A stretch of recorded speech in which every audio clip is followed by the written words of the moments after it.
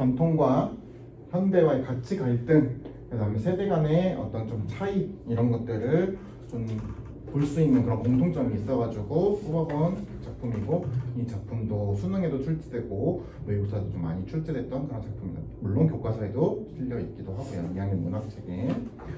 자, 이 작품은 작품 안에 서술자가 안 들어있을 거예요. 왜? 처음 문장만 봐도 창섭이의 아버지라고 한 거 보니까 창섭이와 창섭이의 아버지가 나올 건데 그 외에 나는 안 나타날 가능성이 높겠죠. 이 부분은 전지적 작가 시점이에요. 자, 이 부분은 땅을 소중히 생각하는 아버지와 물질적인 가치로 땅을 바라보는 창섭이의 생각이 드러난 부분이다 라고 했습니다. 창섭이 아버지는 근검으로 근방에 소문난 영감입니다. 그러나 자기 때에 와서는 단 하루가리도 늘리지 못한 것으로 소문난 영감이어서 그렇게 막 돈을 이렇게 말하자면 탁탁탁 모으는 수완이 좋은 그런 농사꾼은 아닌 것 같아요. 곡식값보다는 다른 물가들이 높아졌을 뿐 아니라 전 때에는 모르는 아들의 유학이라는 것, 이것이 큰 부담인데다가 할아버지와 아버지께서 나를 부자 소리는 못 들어도 굶는다는 소리는 안 듣고 살도록 물려주고 가셨어. 드럭드럭 탐을 내서는 뭐하겠니? 할아버지께서 쇠똥을 맨손으로 움켜다 지으셨던 논, 아버지께서 멍더를 손수 이룩하신 밭을 더 겉논으로 기름진 밭이 되도록 닥달해 가기만 해도 나는 벅찬 일이란다 라고 했어요. 아, 지금 내가 짓는 농사를 짓는 밭과 논 이런 것들을 굉장히 소중하게 여기는 그런 양반이구나 하고 저용해 쓰고 남은 돈이 있으면 그 돈으로는 품을 몇씩 들어서까지 빗두른 논매기를 바로잡기, 밭에 돌을 추려 바람막이로 담을 두르기, 개울에는 둑마기 하기, 그러다가 아들이 의사된 후로는 아들 학비로 쓰던 목까지 들여서 동네길은 물론 읍길과 정거장길까지 닦아놓으셨습니다. 여기에서도 역시 요약적 지시가 나오는데 이런 부분을 통해서 아버지의 성격을 알 수 있어요. 굉장히 우리 고장을 굉장히 사랑하는 그런 양반이구나 라는 것을 알 수 있죠. 남을 주면 땅을 버린다고 여간 근실한 자국이 아니면 소작을 주지도 않았고, 소를 2필이나 메고 일꾼을 3명씩이나 두고 적지 않은 전답을 모두 잔홍으로 버텨왔습니다. 왜요? 되게 근면성실하게, 그리고 누구한테 소작을 떼어주지도 않고 자기가 자기 힘으로 이렇게 농사를 지어오는 양반이었죠. 실속이 타작만 못하는 동, 타작 옆에 나오죠. 거둔 곡식을 지주와 소작이니 어떤 비율에 의해 갈라 가지는 그런 제도이다. 일꾼 셋이 저희 농사해가지고 나간다는 둥 이해만을 따져 비평하는 소리도 많았지만 창섭이 아버지는 땅을 위해서는 자기의 이해만으로 타산하려고 하지 않았습니다. 여기서 이해는 언더스탠드의 이해가 아니지, 그지? 손해와 이익, 즉 계산을 많이 하는 그런 농사꾼이 아니었다는 거예요. 이와 같은 임자를 가진 땅들이라 곡식은 거둔 뒤 그루만 남은 논이나 밭이 돼 그 밖에 고름, 그 바닥에 고름, 언저리에 바름, 흙의 부드러움이 마치 시루떡 모판이나 대하는 것처럼 누구의 눈이나 그렇게 탐스럽고 흐뭇하게 보였습니다. 아주 땅만큼은 기깔나게 잘 관리를 했다라는 거예요. 이런 땅을 팔기에는 아무리 수입은 몇 배 나은 병원을 늘리기 위해서라나 이런 땅을 파는 것은 병원을 늘리기 위해서 아버지께 제안하는 것이지만 그것은 미안하지 않을 수가 없었습니다. 나 대신 미안한 마음을 갖고 있어요. 아버지가 너무 공을 들였으니까. 그러나 잡히기나 해가지고 3만 원을 만들 수가 없었고 서울서 큰 양관을 손에 넣기란 돈만 있다고 해도 아무 데나 될 일도 아니었습니다. 창섭이가 아버지에게 와서 무언가 설득하는 이유를 알겠네, 그지? 병원을 좀 증축하고 싶어요. 대신에 아버지의 땅을 팔면 충분히 번듯한 건물 안에 들어가가지고 병원을 지을 수 있을 것 같아. 아버지께서는 내년이 환갑이시다. 어머니께서는 겨울이면 해마다 기침이 도리신다. 진작부터 내가 모셔야 했다. 내가 시골로 올 수는 없고 선생 부모님이 서울로 가셔야 한다. 한 동네에서도 땅을 당신만치 못 거둘 사람에게는 소작을 주지 않으셨다. 땅 전부를 소작 내어 맡기고는 서울가 편안히 계실 날이 하루도 없을 거다. 아버님의 말년을 편안하게 해드리기 위해서는 땅은 전부 없애버릴 필요가 있다. 창섭이만의 생각이죠, 그죠? 이걸 가지고 이 근거를 통해 가지고 설득해 가지고 아버지를 서울로 오게 하고 땅은 다 팔아버릴 그럴 생각을 하는 거예요. 의사인 아들은 마치 환자에게 치료 방법을 이르듯이 냉정하고 차분히 이야기를 시작하였습니다. 외아들인 자기가 부모님을 진작 치지 못한 것이 잘못이고 한 집에 모이려면 자기가 병원을 버리기보다는 부모님이 농토를 버리고 서울로 오는 것이 순리 같고 병원은 나날이 환자가 늘어나 입원실이 부족하여 환자의 3분의 1밖에 수용하지 못한다는지 지금의 시국에 큰 건물을 새로 짓기란 거의 불가능한 일이고 마침 교통 편한 자리에 3층 양옥이 하나 났고 시골에 땅을 둔 데야 1년에 고작 3천원의 실리가 떨어질지 말지 싶은데 땅을 팔고 병원을 확장하면 적어도 1년에 10,000원 가까이씩은 이익을 뽑을 자신이 있고 돈만 있으면 땅은 이담에라도 서울 가까이 가서라도 얼마든지 좋은 것으로 살 수 있다든지 이런 얘기들을 쭉 늘어놨어요. 그죠? 그러면서 아버지를 설득해. 아버지는 아들의 의견을 끝까지 잠잠히 들었습니다. 아버지 성격이 아주 뭐 꼬장꼬장하고 막 말도 안 들으려고 하고 무대 꼬인 성격은 아닌가 봐, 그치? 좀 침착하고 착하고 차분하고 순한 이런 양반인 것 같아요. 1번, 이 글에 대한 설명으로 적절한 것은 무엇이었을까? 답은 2번이죠, 그죠? 상징적인 소재로 인물의 가치관을 드러내고 있다. 그 상징적인 소재는 뭐였어요? 땅이죠, 그죠? 우연적인 요소로 사건이 새로운 국면으로 전환되고 있다는 이 우연적이란 단어는 고전에 더 어울리는 단어였을까? 현대에 더 어울리는 단어일까? 우연적이라고 하는 것은 갑자기 새로운 등장인물이 생겨난다든지 새로운 장소적이나 시간적인 배경이 생겨난다든지 하는 그런 계기로 말하자면 상황, 국면이 확 하고 전환돼 버리는 걸 말하거든. 아무래도 플롯이 탄탄한 현대에서는 이런 일이 잘 발생하지 않겠지. 진짜 무슨 해리포터 같은 얘기가 아니라고 하면 뭐예요? 고전에서 되게 많이 나오는 단어예요. 우연적인 이야기의 전개. 왜냐하면은 아무래도 구성 자체가 훨씬 더 단순하기 때문에 현대보다는 고전에서 많이 나오는 얘기라서 사실 현대에서 나오면 이런 단어는 사실은 답이 안 될 가능성이 높아요. 2번, 이 글의 내용과 일치하지 않는 것은 무엇일까? 1번, 아버지는 소유지를 늘리지 못했다. 그죠? 어머니는 겨울이면 기침이 심해졌다. 맞고 아버지는 땅에 대해서 이해탄을 따지지도 않았다. 맞아? 4번, 창섭은 부모님을 서울에서 편히 모시기 위해 아버지를 만나러 왔다. 이게 주목적이 아니었지. 뭐예요? 땅을 팔라고. 5번, 창섭은 아버지에게 땅을 팔자고 말하는 것을 죄송스럽게 생각하고는 있었다. 3번, A에 대한 이해로 가장 적절한 것은 무엇일까? 뭐예요? 창섭이의 설득이죠. 창섭이의 설득을 이런저런 좀 자기 안의 설득 요소 어떤 그런 나름대로 논거를 가지고 그러고선 이제 막 설득을 했어요. 뭐 때문에 땅을 팔자. 땅을 팔면 이러이러한 이득이 남는다. 이런 얘기를 하면서 전달하려고 했죠. 답은 3번입니다. 4번, 창섭이가 아버지를 설득하기 위해 근거로 제시한 내용이 아니었으면 무엇이었을까? 답이 뭐예요? 3번이죠. 땅 때문에 부모님이 편히 지내고 있지 못하다라고 하는 것은 내용상으로 나오지 않아요. 물론 땅에서 농사를 짓느라 수고를 하는 아버지, 그 다음에 농촌에 사느라 건강에서 기침이 많으신 어머니 뭐 이런 거를 연상하지 한 것은 아니라 그것이 원인이 다 땅 때문이었던 건 아닌 거지, 그치? 그래서 답은 3번에 있었습니다. 그 다음에 다음 문단 계속 이어가겠습니다. 이 부분은 아버지가 창섭에게 땅을 팔 생각이 없음을 말하면서 땅의 소중함을 역설하는 부분입니다. 이런 역설이라는 단어는 역설법의 역설이 아니에요, 그죠? 힘역자의 말씀사니까 힘주어 말하다, 강조하다라는 의미예요. 아버지의 생각을 통해 땅을 물질적 가치로만 보는 당시의 세태에 대한 비판을 읽을 수 있어요. 와, 사람들은 힘도 줄었나 봐. 그 다리 처음 놓을 때 내가 어려서 봤는데 불과 연화무늬에서 꺼들던 돌인데 장정 수십 명이 한나절 씨름을 하다니. 꺼들던 옆에 나오죠, 그죠? 잡아쥐고 당겨서 축혀들다. 힘껏 드는 거예요, 그죠?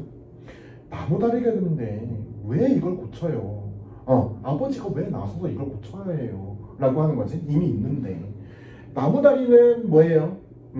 이렇게 해서 말하자면 땅과 땅을 지상으로 이어주는 그런 다리인 거고, 그래서 빠르게 갈 수 있고, 그리고 덜 말하자면 물에 빠질 위험도 오히려 더 적은 그런 말하자면 창섭이의 생각에 더 합리적인 다리인 거고, 돌다리는 뭐예요? 이렇게 꼭 건너는 거지, 그치? 여러분들 뭐 여기저기 공원 같은 데 가면 볼 수 있는 것들 뭐야? 훨씬 더 전근대적으로 보이는 거지.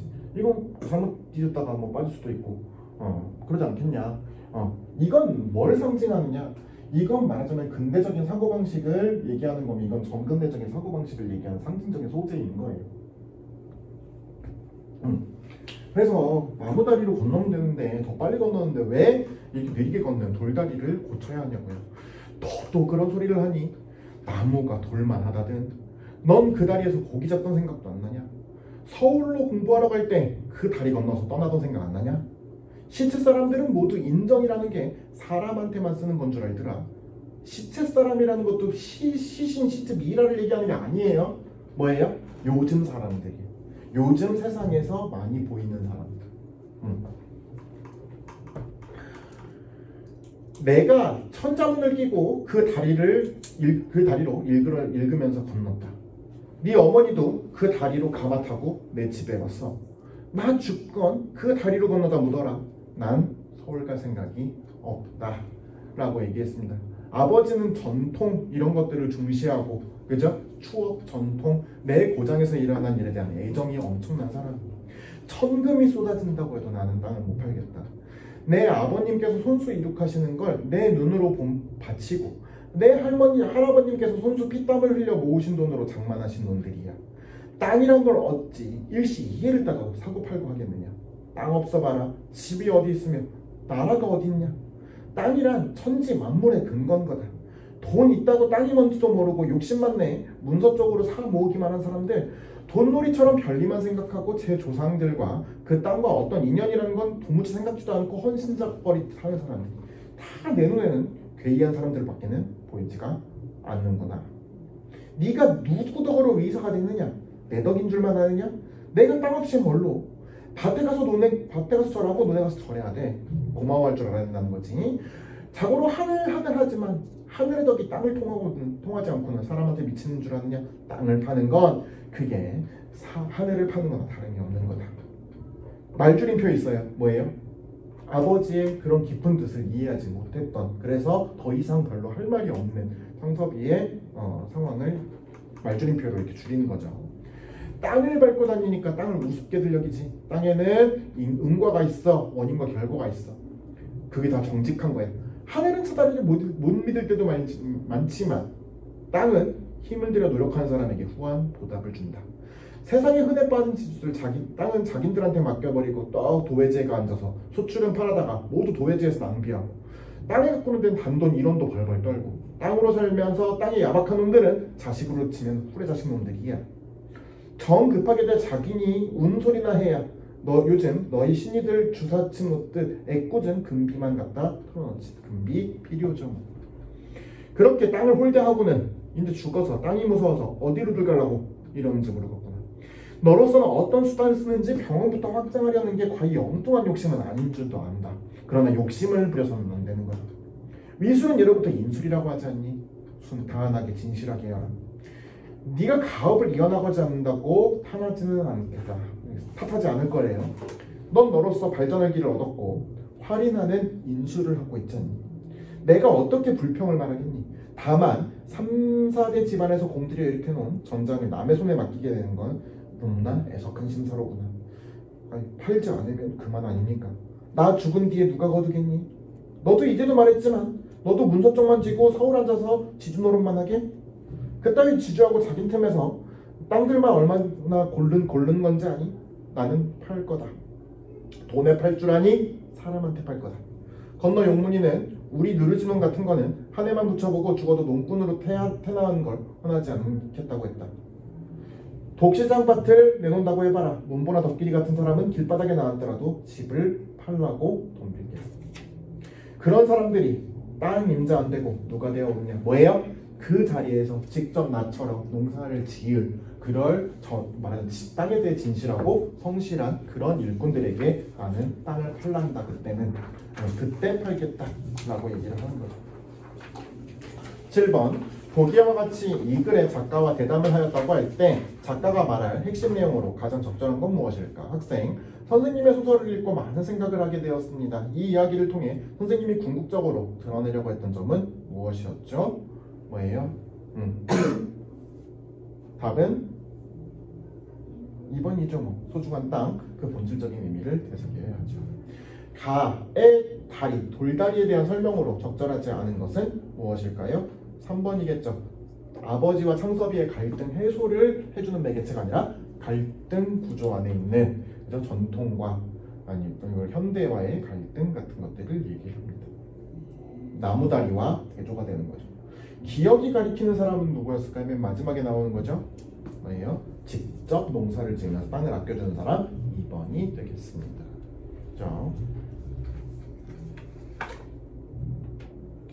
자, 넘겨서 의미 문법으로 좀 넘어가 볼게요. 이거 보고 잠시 또 쉬어가도록 하겠습니다. 1번 의미. 오늘 의미와 담화에 대해서 볼 건데 선생님 의미라는 것은 무엇일까요? 네, 가령 사전을 찾았을 때 나오는 단어의 의미와 그게 무슨 의미야 할 때 의미는 좀 다르지 않나요? 좋은 질문이야. 의미를 정의하는 것은 쉽지 않지. 그럼 의미의 특성이나 유형을 파악해보면서 의미가 무엇일지 생각해보자. 자, 의미에는 개념적인 의미와 연상적인 의미, 주제적인 의미가 있다고 해요. 개념적인 의미는 우리가 진짜 사전을 찾았을 때 나오는 직접적인 그리고 아주 객관적인 그런 보편적 의미들을 말하죠. 다른 말로 사전적인 의미입니다. 연상적 의미는 내포적 의미, 사회적 의미, 정서적 의미, 반사적 의미, 언어적인 의미와 같은 식으로 있다고 하는데 그거 자체를 다 달라달라 외울 필요는 전혀 없지만 그냥 뭐 그런 것들이 있다. 내포적인 의미는 뭐예요? 우리가 문학 작품 같은 걸 다룰 때 많이 보는 거죠. 그죠? 사실은 예를 갖다 놨지만 이 안에 상징하는 무언가의 다른 것들이 있을 때 그래서 개인이나 사회 문화적 가치가 개입될 때 생기는 그런 의미들을 말해요. 사회적인 의미, 그 언어가 사용되는 사회적 환경을 반영하는 의미입니다.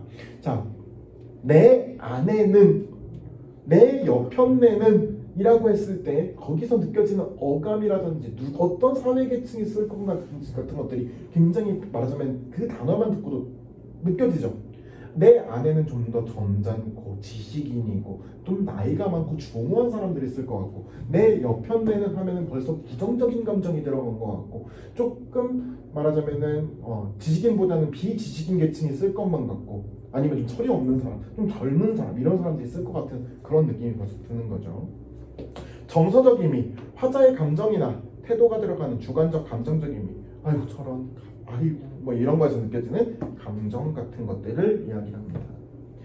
반사적 의미, 개념의 의미는 동일하지만 어감이 다른 것. 여인숙이 뭔지 여러분들은 알아?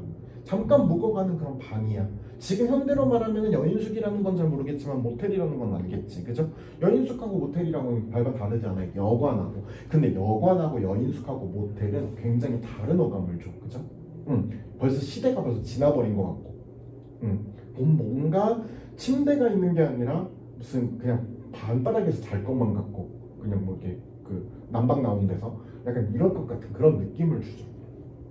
주제적 의미, 화자의 의도에 의해 나타나는 의미, 어순이나 강사의 변화를 통해서 실현될 수 있습니다. 화자의 의도가 다분히 들어갔는가 안 들어갔는가. 나의 누님은 가난하지만 행복하다와 나의 누님은 행복하지만 가난하다는 정말 천지 차이가 있을 거예요, 그죠? 뭐예요? 우리 누나는 힘들고 어려운 상황 속에서도 굉장히 낙천적이고 열심히 살고 사람들하고 깔깔고 이웃과 되게 정을 나누면서 재밌게 살아 라는 게 앞의 의미라면 뒤의 의미는 뭐야? 우리 누나는 말하자면 불행할 거리는 별로 없는 것 같은데 남편도 있어 자식도 있어 그 빚은 없어 이런데 가난해, 그죠? 뭔가 뭐라지만 별로 그렇게 힘든 건 없는데 가난 때문에 너무 힘들어. 그래 가난에다 강조를 하는 거고 앞에 거는 행복하다에다 강조를 하는 거가 되는 거지. 확인 문제. 보기의 사례가 어떤 의미적 특성과 관련이 있는지 빈칸에 들어갈 말을 써보시오. 소금과 염화나트륨은 동일한 지시 대상을 가리키지만 사용되는 맥락은 다릅니다. 국의 간을 맞출 때는 소금을 넣는다고 하지만 실험에서 사용되는 소금은 염화나트륨이라고 부르지요 라고 써요. 의미는 어떤 단어가 사용되는 땡땡땡인 상황을 반영하기도 합니다. 무슨적인 상황일까요? 사회적인 상황이겠죠, 그죠? 만약에 내가 우리 엄마가 우리 이모가 과학자야. 설령 그렇다고 해도 아무리 이모가 과학자라고 해도 예를 들면은 뭐 미역국을 만드는데 국을 끓이면서 염화나트륨 0.5mg 막 이러면서 넣지 않을 거 아니야. 그녀도 간장이나 소금이란 말을 쓸 거라고. 사회적인 맥락이나 상황에 따라서 다른 언어를 쓴다는 거야. 그죠? 그런데 실험실에서 스포이드랑 비커랑 막 이렇게 하고 막 화합물이랑 연구하고 있는데 저기 소금 좀 줘봐요 라고 또 할 수도 없는 거야. 그죠? 사회적 맥락에 맞게 의미는 변화되게 됩니다. 같은 의미더라도. 자, 이어서 볼게요. 선생님, 아버지의 반의어는 어머니죠? 그럴 수도 있지만 아닐 수도 있지. 아닐 수도 있다고요? 아버지의 반의어는 성별만 반대면 어머니가 맞잖아요. 근데 맞지. 그런데 어머니 말고도 아버지와 의미상 대칭을 이루는 아들도 되지 않니? 라고 했습니다. 자, 의미관계, 유의관계 뭔지 알죠? 의미가 비슷한 것끼리의 묶음이에요. 반의관계, 둘 이상의 단어에서 의미가 짝을 이루어서 대립하는 것을 말합니다. 반대관계는 중간항이 있고 모순관계는 아예 중간항이 없는 걸 얘기해요. 중간항이 뭔데요? 중간적인 의미가 포함되느냐. 예를 들면은 윗한자가 있다, 아래 한자가 있다 여기서처럼. 그러면은 얘네들은 반대관계가 맞는데, 반의가 맞는데 이 안에 중간항은 없을까? 중도 있죠, 중상도 있죠, 중하도 있죠, 하상도 있을 거고, 상상도 있을 거고요. 이런 식으로 중간항이 있는 걸 말하고, 모순관계는 아예 없는 거야. 삶 아니면 죽음, 남자 아니면 여자. 남자도 아니고 여자도 아닌 사람들이 있는 것 같은데 트랜스젠더 같은 사람들 그런 사람들 아닌가? 뭐 이렇게 생각할 수도 있지만 그런 정말 특수한 사회적인 상황을 빼고 보편적으로는 남자랑 여자랑이 말하자면은 반의관계를 가지면서도 모순관계를 가져서 중간항이 없는 경우를 얘기를 하는 거예요. 암컷과 수컷 이런 것도 마찬가지다. 상하관계, 의미가 서로 포함하고 포함되는 관계를 말합니다. 예를 들면 문학이 상이어라면 시, 소설, 희곡, 수필은 하위어가 되겠지, 그지? 상하관계를 이루는 겁니다. 그 다음에 부분 전체 관계, 한쪽의 의미가 다른 쪽 의미의 구성 요소가 되는 의미 관계를 말합니다.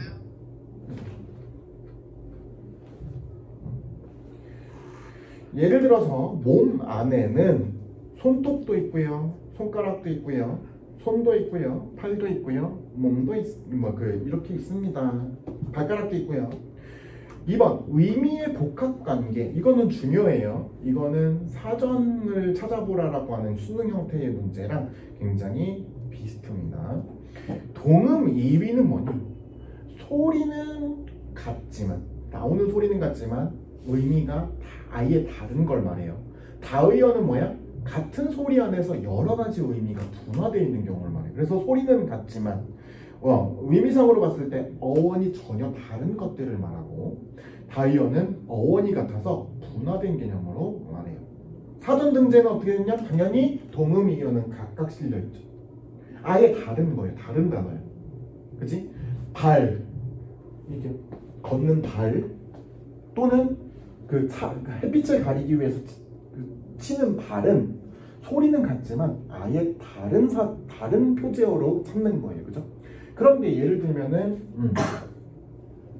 여기 나온 것처럼 손이라는 개념 1번, 말하자면은 손목에 붙어있는 5 손가락으로 이루어진 신체 기관이라고 하는 것과 예를 들면은 손이 크다 해서 예를 들면 인심이 넉넉하고 어떤 것들을 후하게 주는 사람을 일컬을 때 그때 쓰는 손이라는 개념이 있을 수 있고요. 그 다음에 손이 모자란다 라고 하는 것은 노동력을 뜻하는 거고, 이런 식으로 손에서 분화된 그런 단어들이 있단 말이에요. 그거는 표제로 1, 2, 3, 4, 5번이 붙는다는 거. 그래서 옆에 보시면 배가 있고요. 배 1번, 배 2번, 배 3번은 아예 다른 거란 말이에요. 첫 번째는 여기 스토막을 비롯한 여기를 얘기하는 것이고, 두 번째 거는 뭐예요? 타고 다니는 배, 쉽을 얘기하는 것이고요. 세 번째는 뭐예요? 페어를 얘기를 하는 거예요. 얘네들은 아예 다른 거기 때문에 배 1번, 배 2번, 배 3번은 다른 표제라고 볼 수 있고, 그 하위에 배 1번 같은 경우에는 신체 부위, 볼록한 부분, 예를 들면은 뭐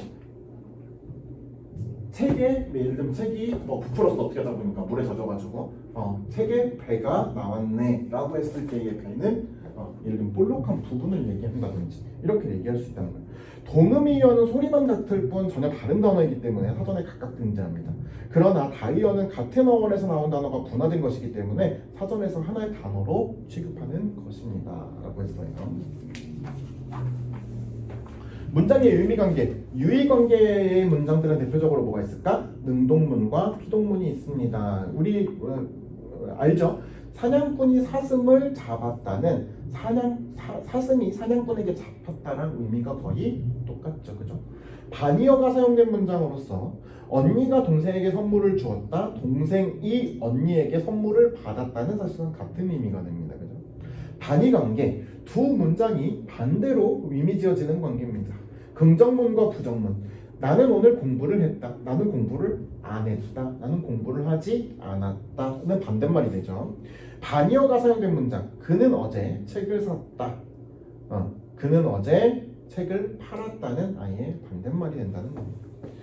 그런데 3번이 사실 중요하죠. 문장 안에서 중의적인 문장, 두 가지 이상의 뜻을 갖게 되는 모호한 문장들은 어떤 형태일까? 첫 번째, 수식 범위가 그런 문제이다.